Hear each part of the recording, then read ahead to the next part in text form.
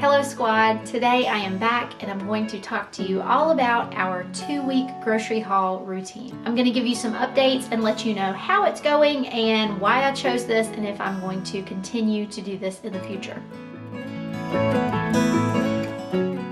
Groceries may sound kind of boring to talk about and the routine surrounding groceries may sound boring to talk about, I don't know. But it's something that we all have to do. I mean, we all have to eat. So if something that you're doing doesn't feel like it's working, or if you're maybe looking for a little bit of a change, this might be something helpful for you to watch. So if you've watched me for any length of time, you know that I love Aldi. It is far and above my favorite grocery store, and it is the most affordable grocery store in our area. We don't have one super close to me, so it is a bit of a trip to go there. So just a little backstory, my previous grocery shopping routine was to go once a week. I would go at the beginning of the week. My mom would be kind enough to keep my kids and I would go grocery shopping and I would actually get a list for myself and a list for her. And it was just a time where I could have to myself and listen to a podcast if I wanted to and, you know, treat myself out to breakfast or an early lunch if I wanted to. So that did work pretty well, and that's kind of the backstory of what I did prior to this. If you are an Aldi fan like me, you'll have to leave me a comment down below and let me know what are some of your favorite things. I'm always curious what other people like to buy at Aldi, and I'm all the time looking for new things to try. So the first thing I'll address is kind of the why and how I changed this routine.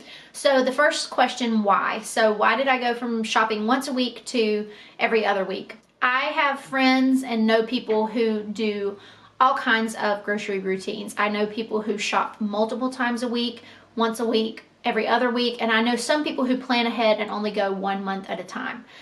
So it really is a personal thing based on how much time you have, how much storage you have, what your budgeting situation looks like. So it can just be a lot of different variables. For me, the two biggest whys were gas and time. Gas is expensive. I don't know if you've noticed. Maybe you've noticed that.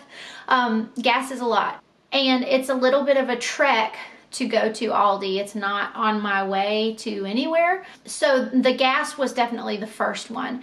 And then the other thing was my time. I thought if I can plan ahead far enough and well enough, then I can save on that gas. And then also that's extra time that I'm going to be getting back. Round trip, including shopping, my grocery trip probably takes an hour and a half, an hour and 45 minutes, maybe sometimes 2 hours.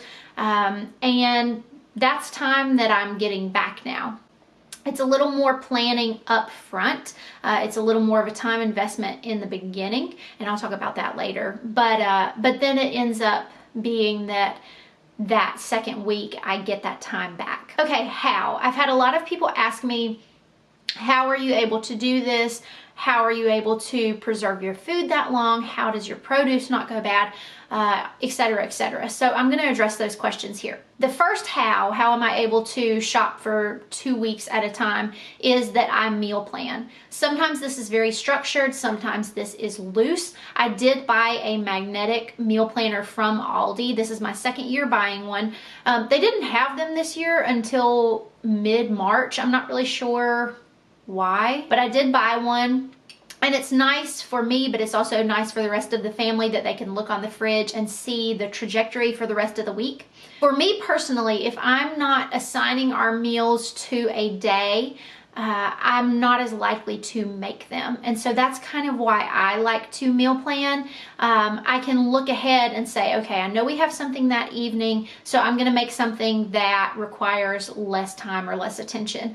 Okay, we're going to be home on that evening, so I can do something that's a little more involved and has a few more steps. You know, it goes back to something that Lydia Sin has said over and over again, which is basically, in a nutshell, buy the things that you will eat. So we stuck to that even when we were doing grocery shopping every week, but especially when you're grocery shopping less frequently, buy the things that you know you're going to eat. Don't buy a cart full of produce just because you want your family to eat produce. If you're not eating that much produce, then it's just going to go to waste.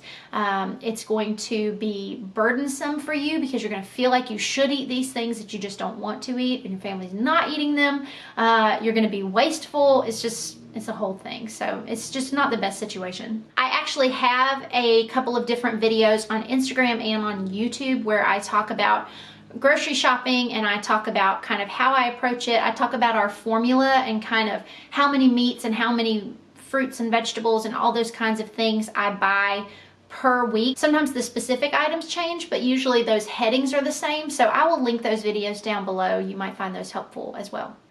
The biggest tip that I have for produce is the washing and the storing. One of my friends at church told me about washing your produce with vinegar. So I clean our sink really well, make sure it's all sanitized. I fill it up entirely with water and add a cup of vinegar. So this is cold water, add white vinegar, and then you soak all of your produce. And I'm talking berries, carrots, cucumbers, apples, everything. I put all of our produce in there and just let it sit. After it's been in there for about 15 minutes or so, I take it out and put it on a towel to dry. When it's completely dry, then you can take it and put it in whatever containers you want. I'll use gallon Ziploc bags, I'll use glass jars, and of course this preserves it, but it also makes it a pretty presentation, so you and your family are more likely to grab those things because you can see them, they're already washed. It's a lot less effort. I've been pleasantly surprised by this whole method. I've seen berries last a week and a half this way. I've seen grapes last 2.5 to 3 weeks this way.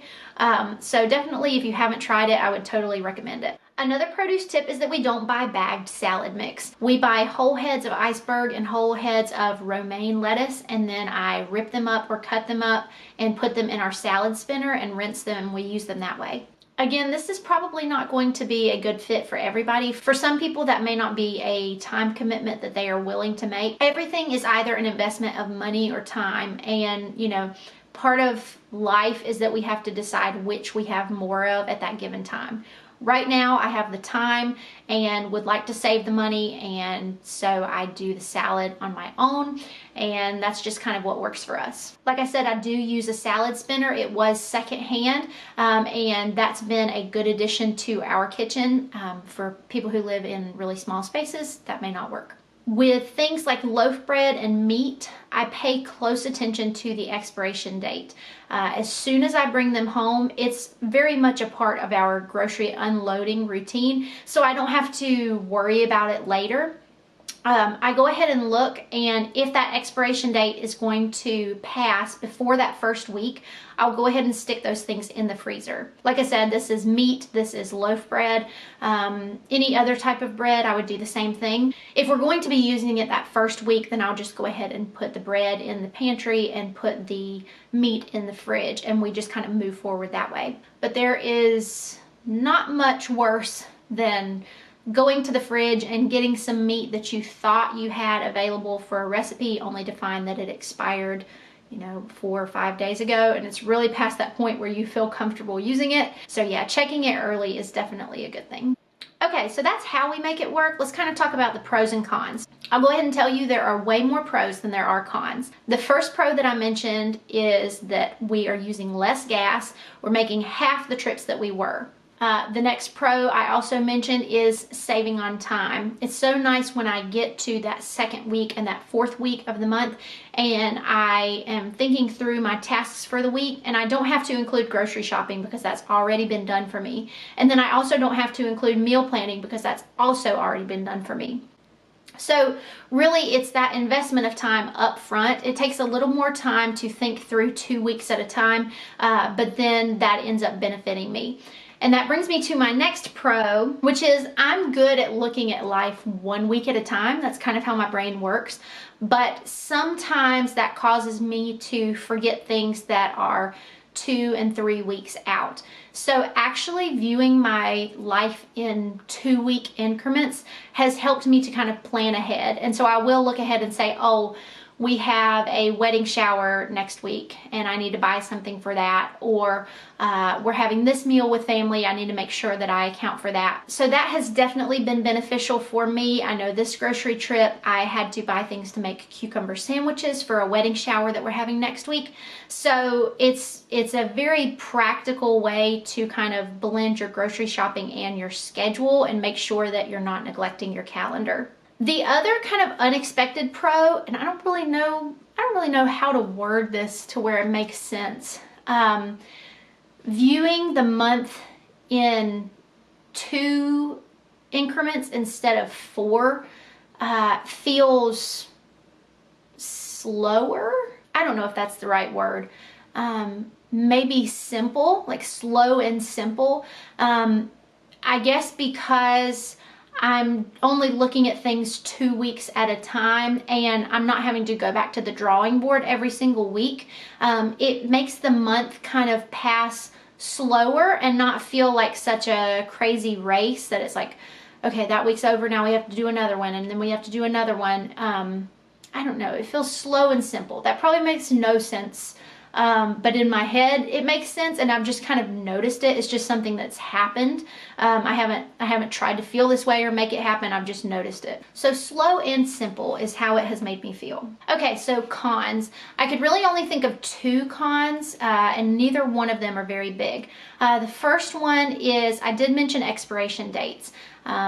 To my knowledge, milk doesn't freeze very well, and I do make our own yogurt, so I buy regular milk. So that's really the only expiration date thing that I've encountered where I've once or twice bought too many gallons of milk, and before we could drink them or make them into yogurt, they would expire. I think that's maybe only happened once, and I've tried to kind of learn from that, and so now I will buy less, and then if before that 2 weeks we need to make more yogurt or whatever, we'll just go to a local store and buy a gallon of milk. The other con is that I have to buy a lot at one time. So this means that my cart is always very, very full. So when it comes to checkout, I am that person. And I don't like being that person. So, you know, if somebody is behind me in line and they only have a few items, of course I will say, go ahead of me. But if I have a whole line of people behind me, it's not really practical to say for all of them to go ahead of me. So sometimes I just kind of have to swallow my pride through that. You know, like I wish that I had a little piece of candy to give everybody in line behind me while they're waiting for me to unload my groceries. In reality, if you've been to Aldi, it doesn't take them that long to unload anything. They zip through stuff pretty fast. And also, I never exceed that 1 cart. And so I kind of have to remind myself, if they didn't want you to buy that many groceries at one time, they wouldn't make the cart that large. So it's really fine. It's just more in my head. One other thing I wanted to mention, this isn't really a con for us, but some people might just have to adjust to this.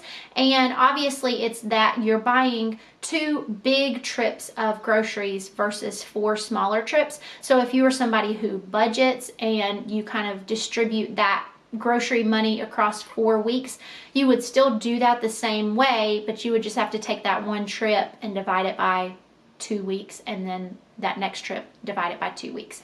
So I hope that makes sense. It's just a little different way to approach things, and if you're somebody who budgets, that would just be a little small thing that you have to adjust. So like I mentioned earlier, life really is just all about what you invest and where you invest, and some of it's time and some of it's money, and some of us have more of one resource than the other, and it's not always going to be the same. So what works for us now in this season of our life may not always work.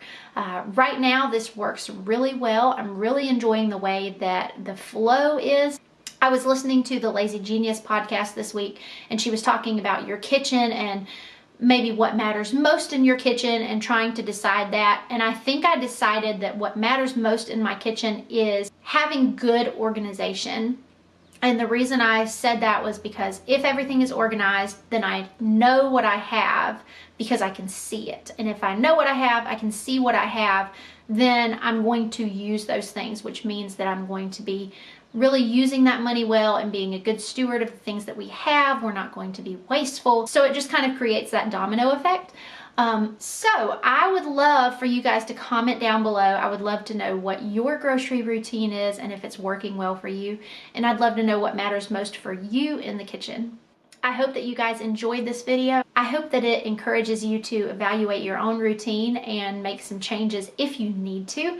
And if you love your routine, then just keep doing what you're doing. If you are new here and you have not yet subscribed, please click that red button and make sure you subscribe. You can also press that red bell so you can get notified every single time I post a new video. All right, you guys, well, I will talk to you soon. I am gonna go give some much needed cuddles, and I'll see you in the next video.